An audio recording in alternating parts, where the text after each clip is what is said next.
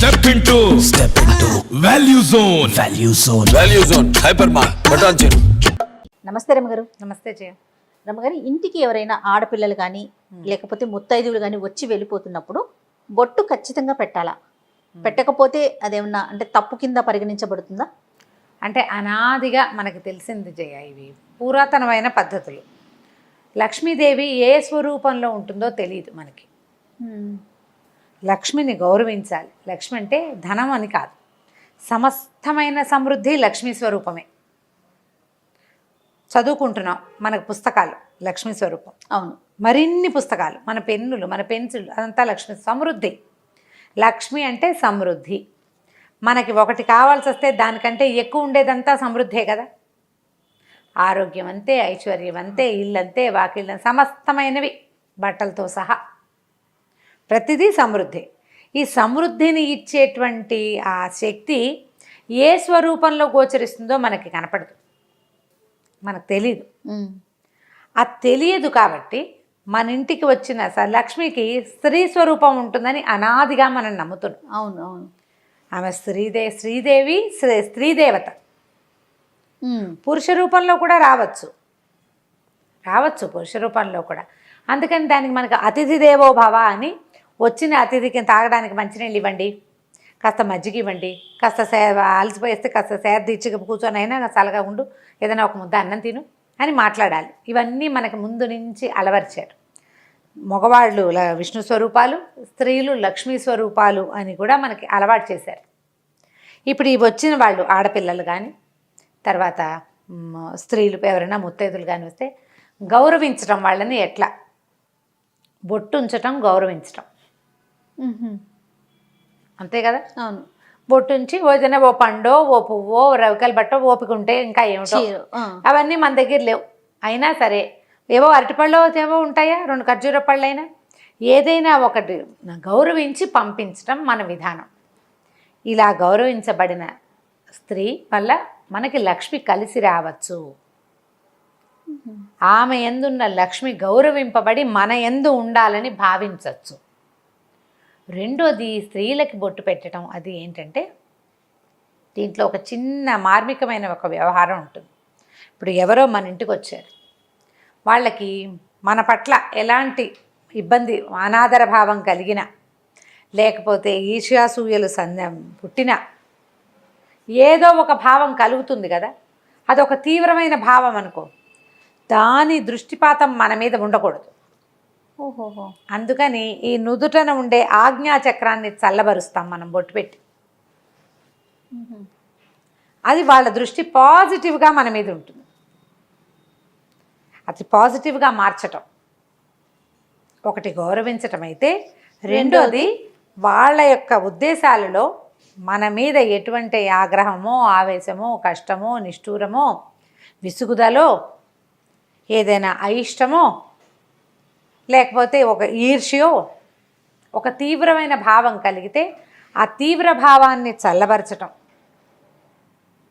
ఆ స్త్రీలు, ఈ పుత్తైదులు లేదా కన్యపిల్లలు లక్ష్మీ స్వరూపాలు కాబట్టి ఆ వారిని గౌరవిస్తే లక్ష్మీదేవిని గౌరవించినట్లే అయ్యి మనకి మరింత సమృద్ధి పెంపొందుతుంది అన్న ఉద్దేశంతో ఇలా బొట్టు పెట్టడం అనేది ఒక సిద్ధాంతంగా అలవాటు చేశారు. అది పెళ్ళైన స్త్రీకైనా పెళ్ళి కాకపోయినా కూడా అంతే కదా గారు. పెళ్ళైన స్త్రీ ఖచ్చితంగా పెట్టాలి.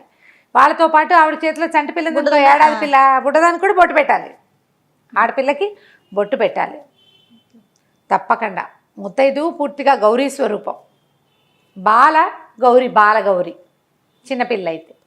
ఇది ఒక ఆచారం, ఇది మన సంప్రదాయం, ఇది మన ఆచారం, ఇది ఒక మర్యాద. ప్రధానమైనది ఇది ఒక మర్యాద. ఆ మర్యాదని మనం కొనసాగించుకోవాలి, అలవరుచుకోవాలి, పిల్లలకి నేర్పించాలి. ఉండండి బొట్టు పెడతాను అని చెప్పి ఉంచి బొట్టు పెట్టి పంపించాలి. ఆ బొట్టు పెడతాను ఉండు అన్నది ఒకసారి ఆజ్ఞగా భావించి లక్ష్మీదేవి మన ఇంట్లో స్థిర నివాసం కూడా చేయొచ్చు. ఆవిడ వెళ్ళిపోతుంది బొట్టు పెట్టించుకున్న ఆవిడ. ఆ బొట్టు పెడతాను ఉండు అన్న మాటని లక్ష్మీదేవి స్వీకరించవచ్చు. ఆ పాజిటివ్ దృక్పథంతోటే మనం బొట్టు పెట్టాలి. పెట్టేటప్పుడు మనం కూడా శ్రద్ధగా ముందు మన మొహాన్ని ఉంచుకుని అప్పుడు ఆ చేత్తో తీసి ఒకవేళ పెట్టడం, ఏదైనా పండో ఫలమో ఏదో ఇవ్వటం, కుంకుమ బరట పడిపోకుండా కాస్త జాగ్రత్తగా పెట్టడం. ఈ కుంకుమ అనేది మంగళ ద్రవ్యం, చాలా జాగ్రత్తగా ఉంచుకోవాల్సిన ఆ పద్ధతి. ఇవన్నీ కూడా మనకు ముందు నుంచి అలవర్చారు చూడు. కొన్ని మానేసాం మనం, కానీ కొన్ని అందులో ఈ బొట్టుంచే విధానాన్ని మానుకోలేదు మనం. మానుకోలేదండి, అందరూ పెడతారు. అవును అవును, అందరూ బొట్టు పెడతారు. కాబట్టి తప్పకుండా ఈ విధానాన్ని ముందుకు తీసుకెళ్ళండి. తర్వాత ఇంకొకటి ఏంటో తెలుసా, దీంట్లో ఇంకొక మాట చెప్తా చూడు. ఇది నాకు చాలా రోజుల క్రితం అనసూయమ్మ గారిని మా ఇంటి దగ్గర ఉండేవారు, పెద్దవారు, మళ్ళీ లక్షణంగా ఉండేవారు. ఆవిడ ఒకసారి చెప్పారు, బొట్టు పెడితే శక్తిపాతం జరుగుతుంది అని. అంటే ఇప్పుడు నాకు బొట్టు పెట్టావు నువ్వు, నాలో ఉన్న శక్తి, నాలో ఉండే సాత్వికమైన శక్తి అంశ ఏదైనా ఒకటి ఉంటే అది నీకు దొరుకుతుంది, అది నీకు లభిస్తుంది. శక్తిపాతం అంటారు దాన్ని.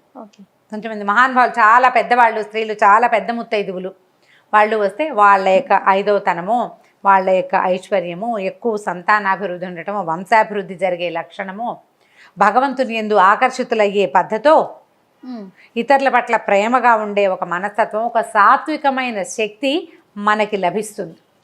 అది ఎవరి నుంచి లభిస్తుందో మనకు తెలియదు. కాబట్టి అందరికీ బొట్టు పెడితే ఎవరో ఒకళ్ళ దగ్గర నుంచి ఆ సాత్విక శక్తి మనకి లభించడానికి అవకాశం ఉంది. రమ్మగారు, ఇప్పుడు మనకన్నా ఒక 10-15 సంవత్సరాలు పెద్దవారు అనుకోండి, వారికి కూడా మనం బొట్టు పెట్టొచ్చా? అందరికీ పెట్టచ్చు, అందరికీ పెట్టచ్చు. పెద్దవాళ్ళకి మనం బొట్టు పెట్టకూడదు అలాంటిది ఉండదు, ఎవరికైనా పెట్టచ్చు. ముసలి మా అమ్మలకి కూడా, అంత పెద్దవాళ్ళకి బొట్టు పెట్టే అవకాశం లభిస్తే భగవంతుడు మన మీద మంచి కరుణ చూపించినట్టు. బొట్టు పెట్టచ్చు, పసుపు రాయొచ్చు. పెద్దవాళ్ళు కూడా చిన్నపిల్లలకి ఎప్పుడు రాస్తారు పసుపు రాయటం, బొట్టు పెట్టడము?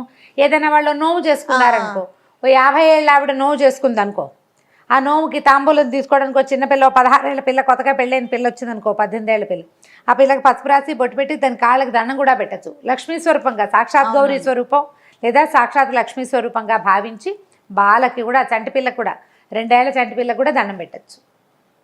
ఈ బొట్టు పెట్టేదానికి పెద్దగా వయసులో తేడా లేవు. వాళ్ళు బొట్టు ఉంచుకునే అలవాటు ఉన్న వాళ్ళు కావాలి, విధానం ఉన్న వాళ్ళు అయితే చాలు. బొట్టు పెట్టడమే ఇక్కడ పెట్టచ్చు, సీమంతంలో పెట్టచ్చు, పైన కూడా నుదుట్లో పెట్టచ్చు, పాపిట్లోనూ పెట్టచ్చు, ముఖం మీద నుదురు మీద పెట్టడమే చాలా కరెక్ట్ పద్ధతి. ఇక్కడ ఆజ్ఞాచక్రంలో బొట్టు పెడితే కనుక వాళ్ళ తాలూకు శక్తి, వాళ్ళలో ఉన్న ఒక సాత్వికం వాళ్ళకి పోయి మనకి రాదు, వాళ్ళలో నుంచి కొంత శాతం మనకి లభిస్తుంది. ఆ ఆలోచనతోటి ప్రతి వాళ్ళకి బొట్టు పెట్టడము, ఇది ఈ అలవాటు ఉంచుకుంటే బాగుంటుంది. తప్పకుండా రమ్మగారు. నమస్తే. నమస్తే.